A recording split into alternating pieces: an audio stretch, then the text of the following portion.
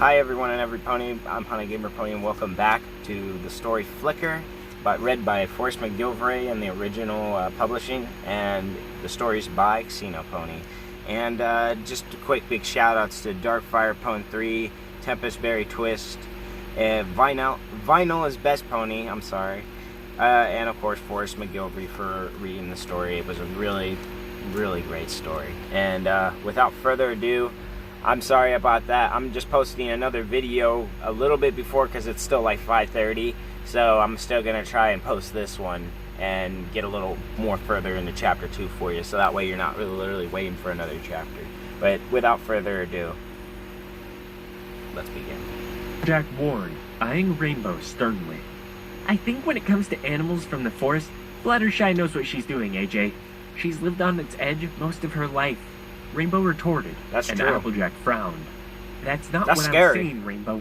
What I'm saying is now that fangs in Fluttershy's capable hooves, there's no need for any pony to go blundering around in the forest, Applejack argued. All the while, Rainbow moved to retort with something witty, before she was interrupted by Twilight. Applejack's right. Fluttershy knows what she's doing. Besides, I don't think any pony wants to go back out there in the storm, Twilight said, silencing them both. So long as Fluttershy's new friend doesn't turn out to be some ugly baby dragon-eating thing, I'm fine. Spike interjected, slouching down against Twilight's mane. Don't worry, if it's that bad, I know I'll totally be able to take it on. Rainbow boasted with a flex of her forelegs. Just like you took on that dragon? Applejack asked wittedly. Hey, that was different. I mean, it's not like a full-grown dragon's gonna come out of an egg that big, AJ, Rainbow argued, causing the farm pony to snicker. Hey, you're not all talking about Walter, are you? The sound of Pinky's voice was so sudden that it once again made every pony jump. Even Rainbow Dash swerved in the air, then went to a great effort to cover up the fact with a wide swoop. Who's Walter? Twilight asked, collecting herself. He's our new friend, silly. Or he will be. He just has to hatch first, which Fluttershy thinks is gonna happen soon. So I'll have to come up with a great big happy birthday party really quick. I'll need streamers, balloons, cake, and presents.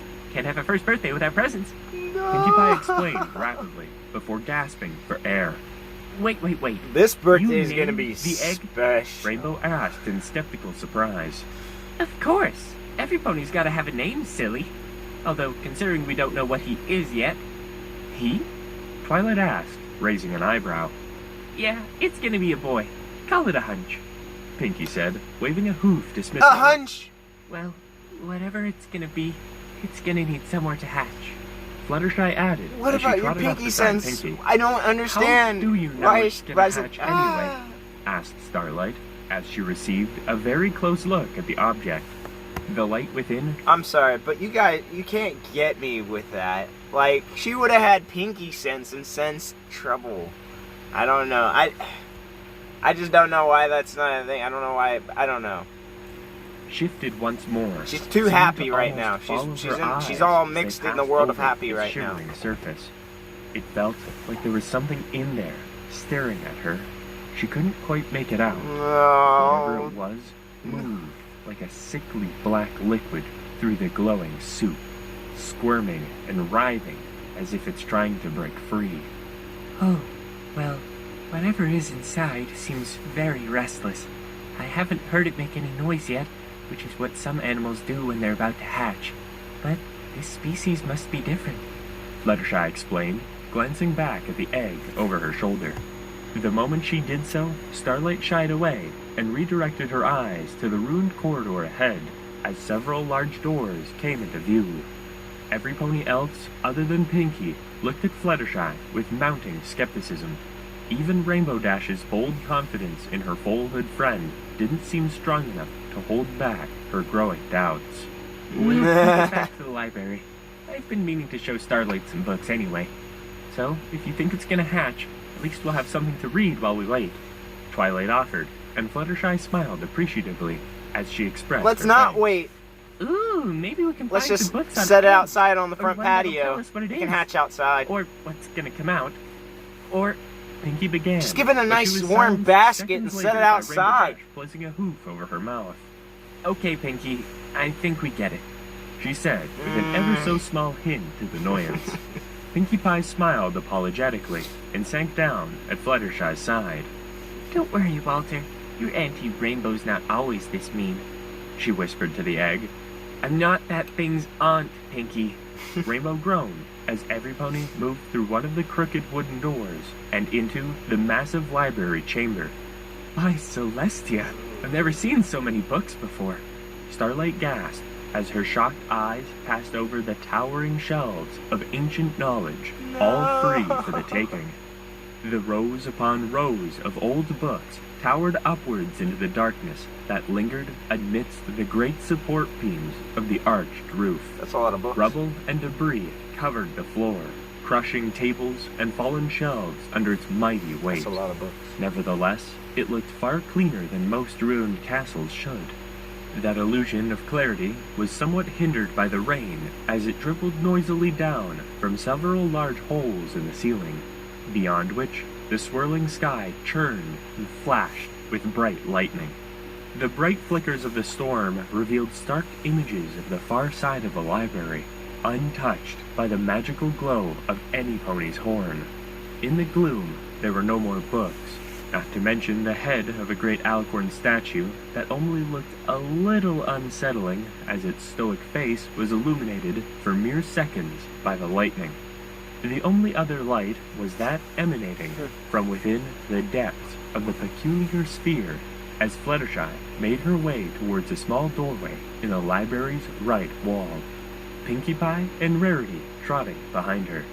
The former still moved with a giddy bounce in her step, while the latter had a look more akin to a concerned mother trying to ensure their foal won't go out and hurt themselves. No. Well, at least this place hasn't changed too much, Twilight observed as her eyes scoured the towering shelves. I'll say, with the amount of effort we were putting in clearing this place up, Applejack added, her words saturated by a hint of pride. So, you want to take a look around?